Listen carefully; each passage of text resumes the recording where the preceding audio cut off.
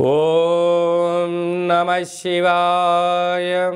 ఓం నమో నారాయణాయ. ఓం శ్రీ స్వర్ణాకర్షణ కాల భైరవాయ నమో నమః. ఓం ఒటుక కాల భైరవాయ నమో నమః. హరి ఓం. మా ఛానల్కి స్వాగతం. చూస్తున్న వీక్షకులకు, ప్రేక్షకులకు, ప్రియ కాళభైరవ భగవద్బంధులకి స్వాగతం పలుకుతూ మమ్మల్ని ఎంతగానో ఆదరిస్తూ ఉండబడిన ప్రియ సోదరి మనులకు అందరికీ కూడా ముక్కోటి ఏకాదశి పండగ శుభాకాంక్షలు. సనాతన ధర్మ వీక్షకులకు, సంరక్షకులకు అందరిపైన దత్తాత్రేయ స్వామి యొక్క ఆశీస్సులు ఉండాలని కోరుకుందాం. అలాగనే మార్గశీర్ష మాసం అనగానే శ్రీ వళ్ళీ దేవసేన సుబ్రహ్మణ్యేశ్వర స్వామి యొక్క జయంతి, కాళభైరవ జయంతి, దత్తాత్రేయ జయంతి సందర్భంగా మనమందరము ఎలాంటి విధి విధానాలు పాటించాలో సవివరంగా సంపూర్ణంగా తెలుసుకుందాం. 16వ తారీఖు 12వ నెల 2023 నుండి 31/12/2023 వరకు పుట్టినటువంటి వారికి ముందస్తుగా జన్మదిన శుభాకాంక్షలు. గతంలో వివాహం చేసుకున్న వారికి వివాహ వార్షికోత్సవ శుభాకాంక్షలు. ఈ 16వ తారీఖు నుండి 31వ తారీఖు వరకు ద్వాదశ రాశిలో గ్రహ గమనాలను అనుసరిస్తూ ఎలా ఉండబోతుందో సవివరంగా సంపూర్ణంగా తెలుసుకుందాం. మేషరాశిలో గురు సంచార స్థితి, కన్యరాశిలో కేతు సంచార స్థితి, తులారాశిలో శుక్రుడు స్వక్షేత్ర సంచార స్థితి, వృశ్చిక రాశిలో కుజుడు స్వక్షేత్ర సంచార స్థితి, ధనుసు రాశిలో రవి బుధ సంచార స్థితితో బుధాదిత్య రాజయోగంతో ప్రయాణం అవ్వడం, కుంభరాశిలో శనేశ్వర స్వామి స్వక్షేత్ర సంచార స్థితి, మీనరాశిలో రాహు సంచార స్థితితో ద్వాదశ రాశిలో గ్రహ గమనాలు ఈ విధంగా ఉన్నాయి. ఇక్కడ విశేషంగా శుక్రుడు స్వక్షేత్రకారకుడు, కుజుడు స్వక్షేత్రకారకుడు, శనేశ్వర స్వామివారు స్వక్షేత్రకారకుడు. విశేషమైనటువంటి 3 గ్రహాలు స్వక్షేత్రంగా ఉన్నప్పుడు ఎలాంటి ఉపయోగాలు ఉంటాయో సవివరంగా సంపూర్ణంగా తెలుసుకుందాం. సింహరాశి వారు ఈ కాళభైరవ జయంతి సందర్భంగా ఎలాంటి విధి విధానాలు పాటించాలో ఈ వీడియోలో సవివరంగా సంపూర్ణంగా తెలుసుకుందాం. సింహరాశిలో ఏ నక్షత్రాలు వస్తాయనగా మఖా నక్షత్రంలోని 4 పాదాలు, పుబ్బా నక్షత్రంలో 4 పాదాలు, ఉత్తరా నక్షత్రంలోని 1 పాదం కలిపితే సింహరాశి అవ్వడం జరుగుతుంది.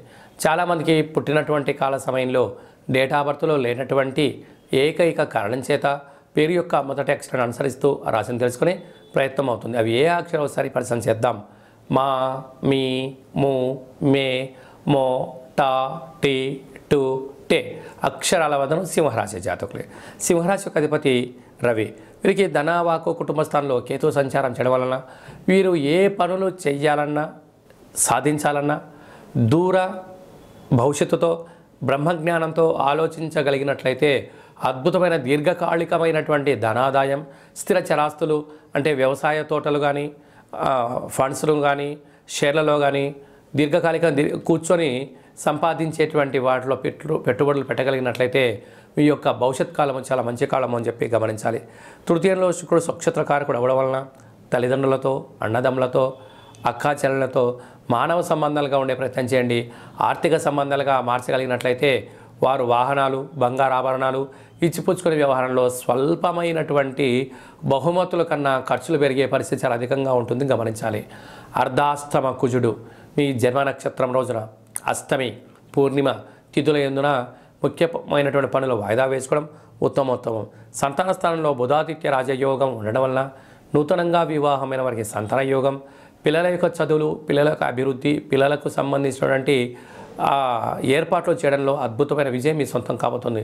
పిల్లలు జీవితంలో స్థిరపరచాలని మీ కోరిక చిరకాల కోరిక నెరవేరబోతుందని చెప్పి గమనించాలి. సప్తమంలో శనేశ్వర స్వామి స్వక్షేత్రకంగా ఉండడం వలన నూతనమైన గృహాలు, భవనాలు, క్రయ విక్రయాలు యోగదాయకం. ప్రేమికులకు మంచి కాలం. నూతనమైనటువంటి ఏదైనా పనులు ప్రారంభించాలనుకున్న వారికి బ్యాంకుల నుంచి కానీ, ప్రైవేట్ ఫైనాన్స్ నుంచి డబ్బులు అందుతూ అద్భుతమైన విజయానికి మీ సొంతం కాబోతుంది. అష్టమంలో రాహు సంచార స్థితి ఉండడం వల్ల దయచేసి అప్పులు ఇవ్వద్దు, అప్పులు తెచ్చుకోవద్దు. ఈ రెండింటి వలన రాబోయే కాలంలో ప్రమాదం పొంచి ఉంది, తస్మాత్ జాగ్రత్త. భాగ్యస్థానంలో దేవగురు బృహస్పతి సంచారం చేయడం వలన భార్యాభర్తలు, పార్ట్నర్షిప్ వ్యవహారాలు, సభల యందు, సమావేశాల యందు సమన్వయం చాలా అవసరం.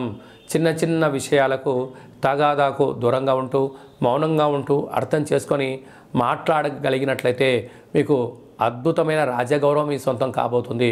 ప్రభుత్వ ఉద్యోగస్తులకు, ప్రైవేట్ సెక్టార్లో ఉండబడిన వారందరికీ, వ్యవసాయ సోదరీమణులకు, గృహ భవన నిర్మాణ కార్యక్రమాల వారందరికీ కూడా, చేతి వృత్తుల వారికి, వ్యాపార రంగం వారికి చాలా మంచి కాలము అని చెప్పి గమనించాలి.